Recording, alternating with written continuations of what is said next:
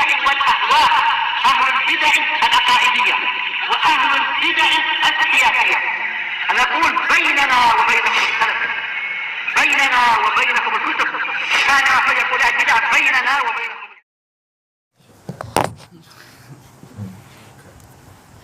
Bismillahirrahmanirrahim.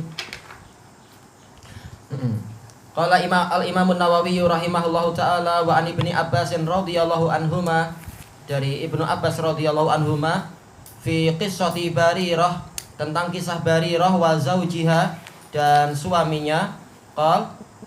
Ibnu Abbas mengatakan, qala lahan nabiyyu sallallahu alaihi wasallam, Nabi sallallahu alaihi wasallam bersabda kepada Barirah, lau raja'ti, seandainya engkau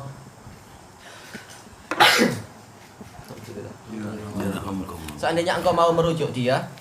Qalat ya Rasulullah ta'muruni, wahai Rasulullah, apakah Anda memerintahkan saya? Qal innama asfa', aku cuma memberikan syafaat. Qalat la hajata li fih, saya tidak berhajat kepada suami saya tadi. Rawahul Bukhari. Tayyib. Nah, untuk mengetahui seperti ini tentunya apa? Kita harus tahu sebab datangnya hadis ini.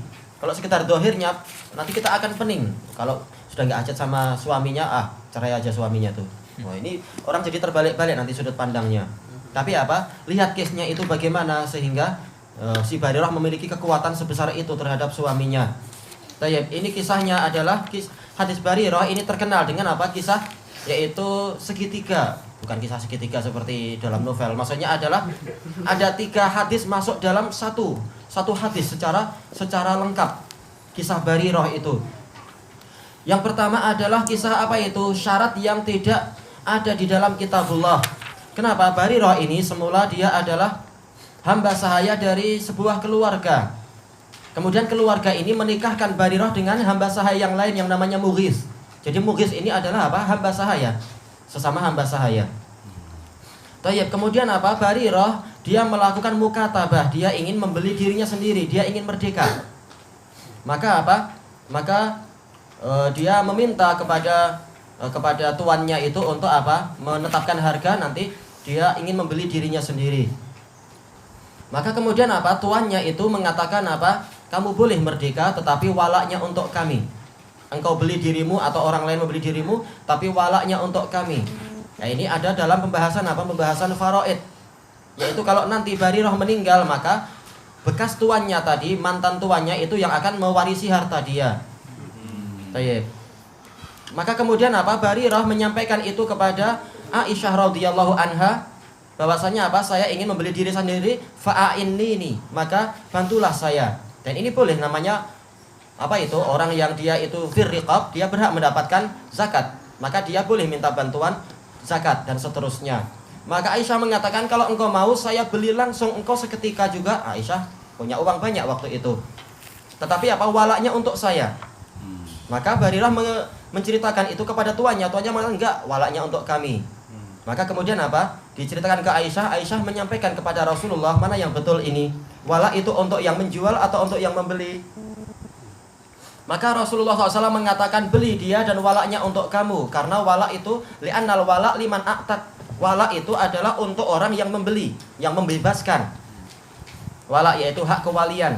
Kemudian apa? Rasulullah SAW naik ke atas mimbar mengatakan, ma balu aqwamin yastarituna syurutan laisat fi kitabillah wa ayu syartin laisa fi kitabillah fa innahu batilun wa in kana mi'ata syarat.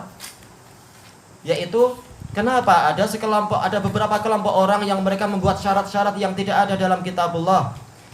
Syarat apapun yang tidak ada dalam kitabullah, maka itu adalah syarat yang batil walaupun 100 syarat. Kemudian Rasulullah SAW mengatakan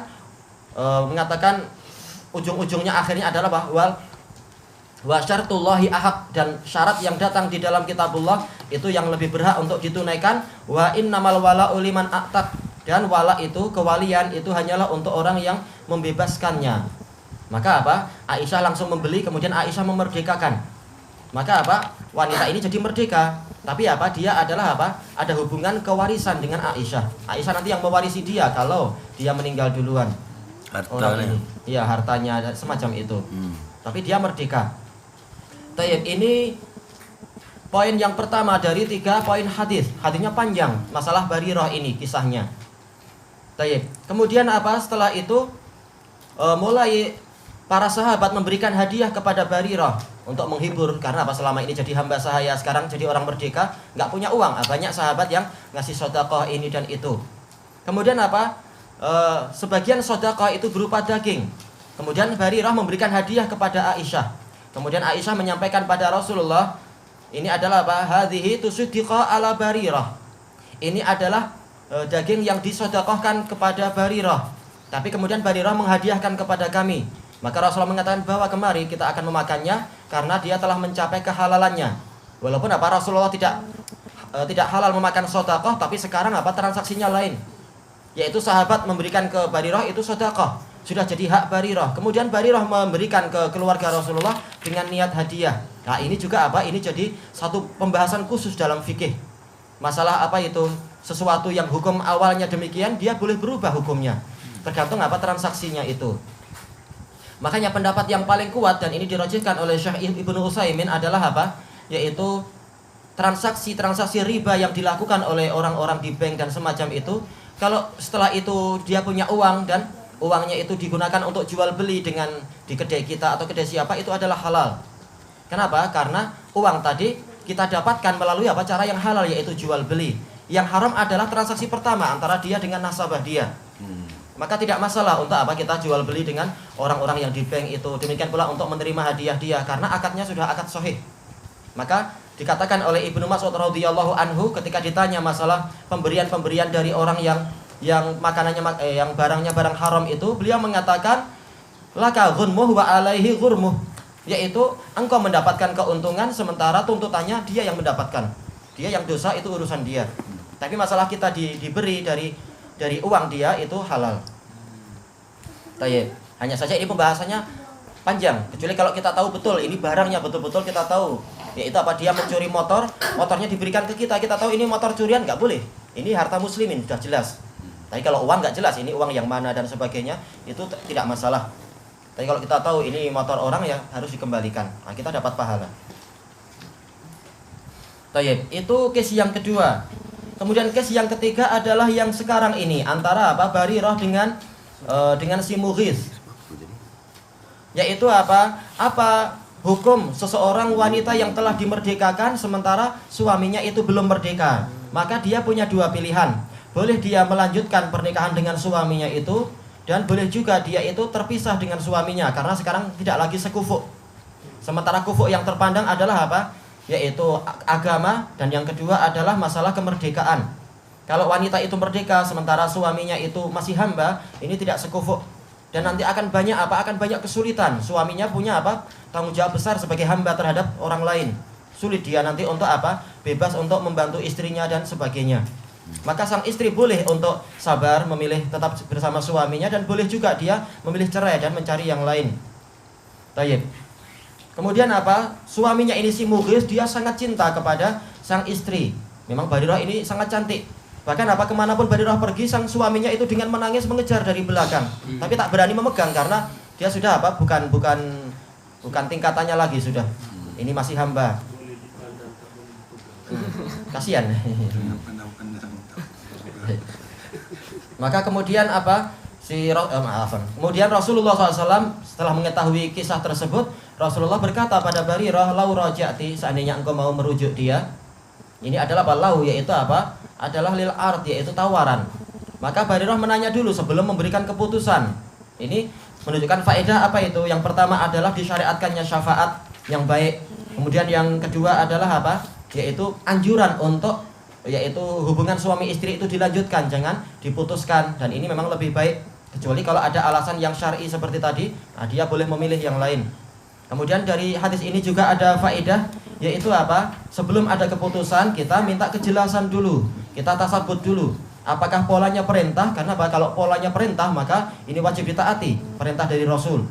Seperti itu case Zainab binti Jahash, dan juga case Fatimah binti Qais dengan suami-suami mereka. Rasulullah polanya betul-betul perintah, maka harus ditaati. Makanya sekarang Barirah tanya dulu, wahai Rasulullah, apakah Anda sekarang memerintahkan saya? Maka Rasulullah bersabda, innama asfa', saya cuma memberi syafaat. Maka kemudian Barirah memberikan keputusannya, la hajata li fi dzalik, saya tidak berhajat fihi, yaitu saya tidak berhajat kepada mughith. Saya ingin apa? Cari suami yang lain yang merdeka. Karena memang ini adalah lebih sempurna kebaikannya nanti. Sementara suaminya dia sabar harusnya dengan apa? Karena dalam hadis Abi Hurairah dan juga hadis-hadis yang lain menunjukkan apa? Orang-orang yang sabar memenuhi hak dari tuannya dan memenuhi hak dari Robnya, maka dia mendapatkan pahala 2 kali lipat. Maka dia sabar dengan ujian tadi sebagai hamba sahaya. Inti dari pembahasan ini adalah apa? Yaitu syafaat, dan menunjukkan bahwasanya penguasa itu tidak sewenang-wenang dengan kekuasaannya, langsung perintah ini, hukum itu dan sebagainya. Tapi lihat bagaimana rahmat Rasulullah itu, beliau memberikan syafaat, tidak memberikan perintah kepada Barirah. Lihat kemaslahatannya dan sebagainya. Tayyib ilahuna wallahu a'lam. Soal di sini seorang hamba sahaya itu apabila dia memerdekakan dirinya, maka secara otomatik kalau dia ada suami atau dia ada istri tercerai. Bukan, itu khusus untuk kalau yang istrinya yang merdeka. Adapun kalau suaminya yang merdeka, maka ikatannya masih kuat. Karena apa? Istrinya tidak lebih tinggi dari dia, kufuknya itu. Tetap dia adalah apa? Adalah istri dia. Bahkan apa? Termasuk dari amal soleh dia, kalau dia mampu, dia merdekakan istrinya. Jangan sampai apa? Jangan sampai ya masih tetap dikuasai oleh tuan yang lain. Nah, ini nggak bagus. Dan kalau contohnya kalau Mughirah ni ada anak, adakah Mughirah kalau dia ada anak bagaimana? Merdeka atau hamba? Dia ikut bapaknya. Dia ikut bapaknya. Iya. Adapun kalau si wanita itu hamba sahaya dan dia tidak punya suami tapi apa digauli tuannya, maka dia ikut sang tuan, ikut bapaknya. Tetap hukumnya ikut bapaknya. Kalau bapaknya merdeka, anaknya merdeka. Kalau bapaknya hamba, maka dia hamba.